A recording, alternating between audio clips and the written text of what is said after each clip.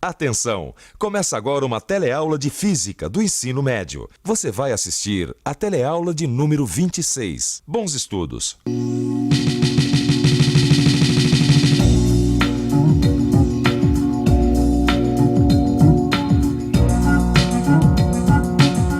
Oi, você viu na última teleaula de Física que nós podemos representar a matéria como um conjunto de átomos.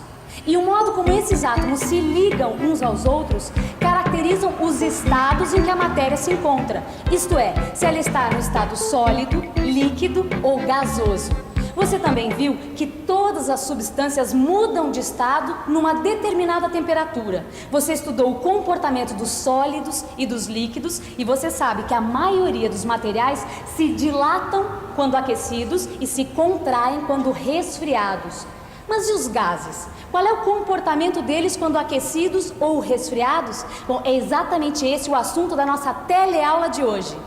Na teleaula de hoje, além de conhecer o modelo atômico para os gases, você conhecerá também a pressão, o volume, a temperatura e a equação de estado de um gás. E agora preste muita atenção, porque a nossa teleaula está apenas começando, hein?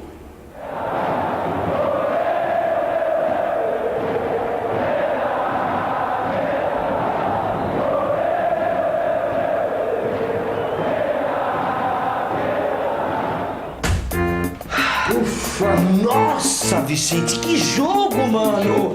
Que loucura! Quanta gente jogou! Nem me fala quanta gente! Eu achei que a gente ia morrer encurralado ali, Vicente. Agora, você viu a cara do Gaspar e da Maristela? Que desespero! Olha, se eu soubesse, eu não tinha nem convidado eles pra ir com a gente no futebol, não. Aquela quantidade de gente, todo mundo pulando, empurrando, gritando. Pô, tá parecendo uma panela de pressão aquilo. Nossa. E na hora que abriram os portões, então, rapaz, que foi aquela correria danada. Ainda bem que os portões eram grandes, entendeu? E a pressão diminuiu. E que o estádio também era grande, porque senão, não sei não, hein, Vicente? Sabe o que eu achei engraçado? Uma coisa que a Maristela falou antes de abrir o portão, que eu tava aquele empurra. Ela falou assim, nós somos parecendo as moléculas de um gás. Achei engraçado isso aí, meu. É mesmo. O que será que ela quis dizer com isso, hein, Vicente? Realmente a torcida hoje estava inflamada. Mas eu acho que eu entendi o que a Maristela quis dizer quando ela comparou os torcedores no estádio às moléculas de gás. Você se recorda que num gás não há uma estrutura atômica bem definida. As ligações entre os átomos estão em número muito pequeno. Além disso, esses átomos e moléculas estão em grande velocidade. Outro termo usado foi que a situação da torcida querendo entrar no estádio parecia uma panela de pressão. Então vamos pensar um pouco. Vamos pensar um pouco. O que ocorre quando fechamos uma panela de pressão com ar dentro e a colocamos no fogo? Ocorre que nós estamos fornecendo calor ou energia térmica às moléculas. Aí, como a gente já sabe, as moléculas começam a se agitar mais rapidamente. E quanto mais rapidamente elas se agitam, mais provocam um aumento de temperatura. Elas também se chocam mais intensamente contra as paredes da panela, causando um aumento da pressão. À medida que continuamos fornecendo calor, a pressão aumenta até ser suficiente para levantar a válvula de segurança da panela. Dessa forma, o gás começa a escapar pela válvula. Bom, isso ocorre porque a pressão externa à panela é menor do que a pressão no seu interior, o que permite que o gás escape da panela, impedindo que a pressão aumente ainda mais. E foi praticamente isso que aconteceu com a torcida. Só que o calor, no caso no estádio, é a impaciência da torcida, que começou a ficar cada minuto mais irritada pelo fato do portão não se abrir. A agitação foi crescendo tanto que se pode realmente dizer que se os portões não se abrissem, a torcida explodiria. Muitas pessoas colocam a panela de pressão debaixo da torneira de água para que ela esfrie mais rápido, porque aí você já sabe. O gás resfria, a agitação molecular diminui de intensidade até que não seja mais suficiente para levantar a válvula de segurança. Mas ainda tenho uma dúvida. Será que a pressão é diretamente proporcional à temperatura? Claro que é. Toda vez que a gente aumenta a temperatura de um gás que está num recipiente rígido, como este aqui, ó, que não aumenta de volume, a sua pressão irá aumentar. Dá até para escrever isso matematicamente, Rosinha. Ah, é, Maristela? E como é que seria? Assim, ó. A pressão é diretamente proporcional à temperatura. Bom, no caso do estádio de futebol, a sorte é que ele era grande, não é isso? Porque se ele fosse pequeno, a situação seria bem pior. Certamente, Rosa. Se o estádio tivesse menos lugares, a agitação pela disputa dos espaços vagos seria bem maior. E com os gases acontece praticamente a mesma coisa, Rosinha.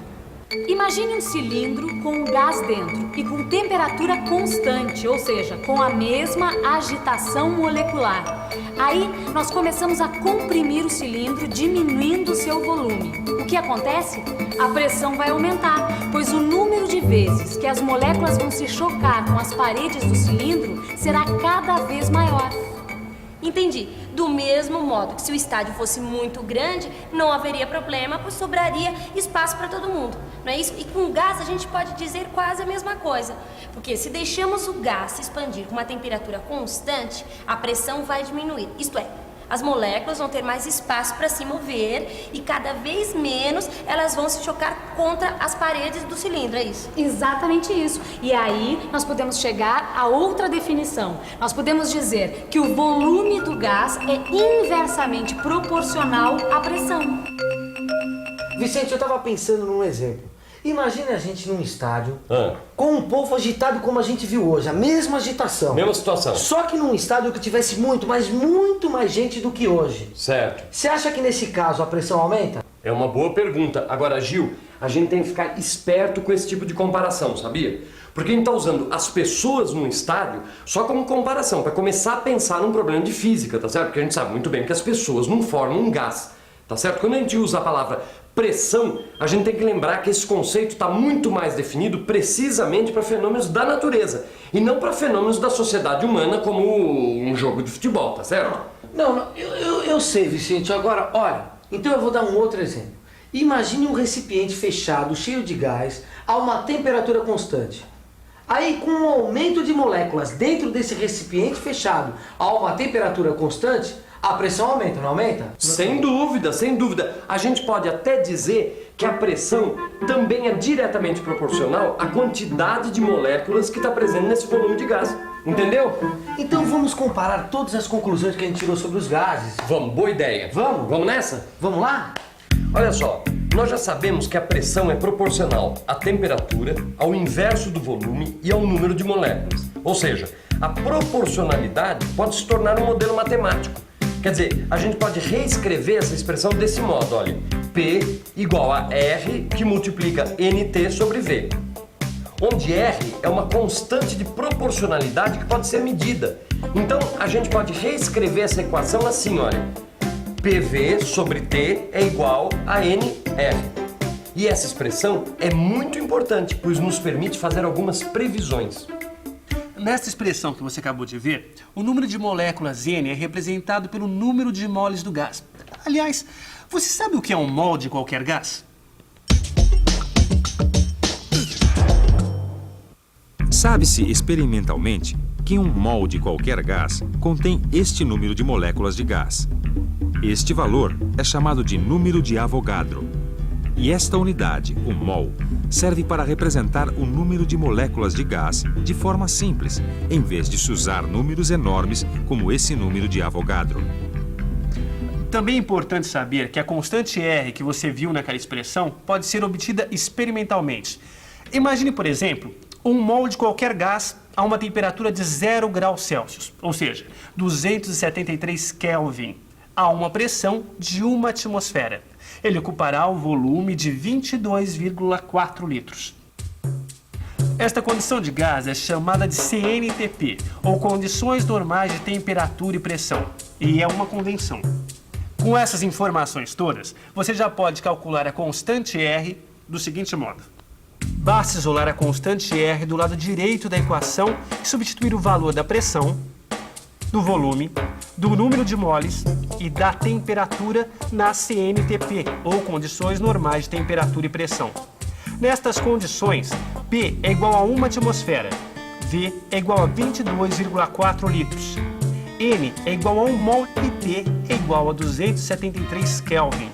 Fazendo as contas, obtemos a chamada constante dos gases perfeitos, que tem o mesmo valor para todos os gases da natureza.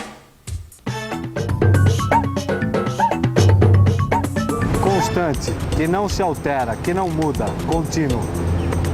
Então, utilizando a equação de estado dos gases, nós podemos prever como vai se comportar a pressão, o volume ou a temperatura de um gás depois que ele foi aquecido, resfriado ou até mesmo comprimido, Maristela. É isso mesmo? É exatamente isso, Rosinha. Olha, vamos supor que um gás num recipiente fechado sofra variação nas suas condições. Bom, nós podemos escrever isso dessa forma, olha só.